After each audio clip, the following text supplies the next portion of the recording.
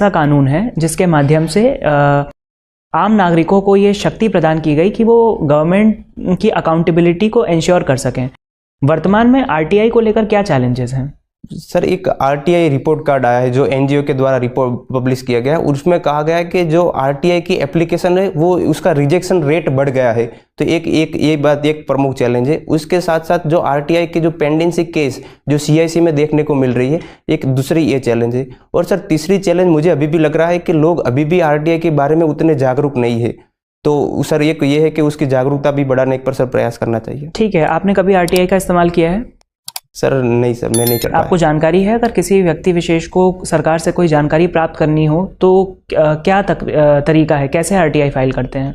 Sir, दो तरीके से कर सकते हैं। इधर जो ऑफलाइन में जो भी ऑफिस है वहाँ पर जाकर हम आरटीआई फाइल कर सकते हैं, या दूसरा सर मैंने अभी देखा नहीं पर मैं इस तरीके जानता हूँ कि हम ऑनलाइन के थ्रू भी आरटीआई भी फाइल की जा सकती है। ठीक है, आरटीआई के माध्यम से जब सरकार या उसके किसी विभाग से कोई जानकारी प्राप्त करने की कोशिश की जाती है, क्या उसमें कोई अपील मैकेनिज्म भी होता है?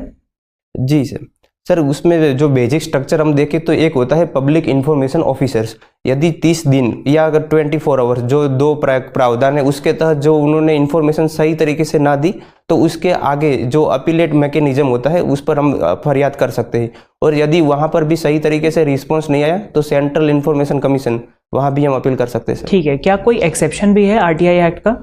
जी सर, मेन एग्जेप्शन सेक्शन 8 है आरटीआई का, जिसमें ऑफिशियल सीक्रेट एक्ट और राष्ट्रीय सुरक्षा को लेकर जो भी मुद्दे हैं उसके बारे में सर आरटीआई में एग्जेप्शन दिया गया है। ठीक है, मान लीजिए एक हाइपोथेटिकल सिचुएशन, आप एक कमेटी के सदस्य हैं जो इस विषय पर विचार कर रही है कि आरटीआई को और पावरफुल टूल कैसे बनाया जा सकता है, तो वो कौन से प्रमुख बिंदु हैं जो आप इस कमेटी के समक्ष रखना चाहेंगे? सर, मैं थोड़ा सोच सकता हूँ उसके बारे में। सोचिए।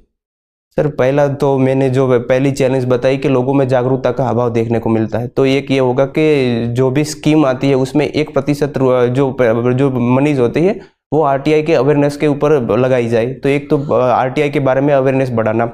दूसरा सर, मैं डिजिटलाइजेशन पर ज़्यादा फोकस करूंगा कि जो आरटीआई रजिस्टर करते हैं शायद जो डिजिटल तरीके से की जाएगी तो ज़्यादा लोग उसे रजिस्टर कर पाएंगे। और सर, तीसरा है कि जब भी हम रिजेक्शन करते हैं या कोई भी ग्राउंड पे रिजेक्ट करते हैं तो उसके ऑफिशियल ग्राउंड देने की ज़रूरत है कि कौन से ग्राउंड पे उनको रिजेक्ट किया जाता है। जैसे कि सर, मेरे एक दोस्त ने आरटीआई फाइल की थी यूपीएससी में, तो यूपीएससी के कुछ मामले में उनको जानना था, तो यूपीएससी ने ऐसा कारण दिया कि ये हमारे डिपार्टमेंट में नहीं आता है, इस डिपार्टमेंट से आप मिलिए। तो सर, उसमें एक्यूरेट जो कारण बताएंगे कि इस वजह से हमारे डिपार्टमेंट में नहीं आता है और इस तरीके से आप आगे कर सकते हैं। बहुत बढ़िया। विपुल, आपने फॉरेस्ट एक्सचेंज रिजर्व के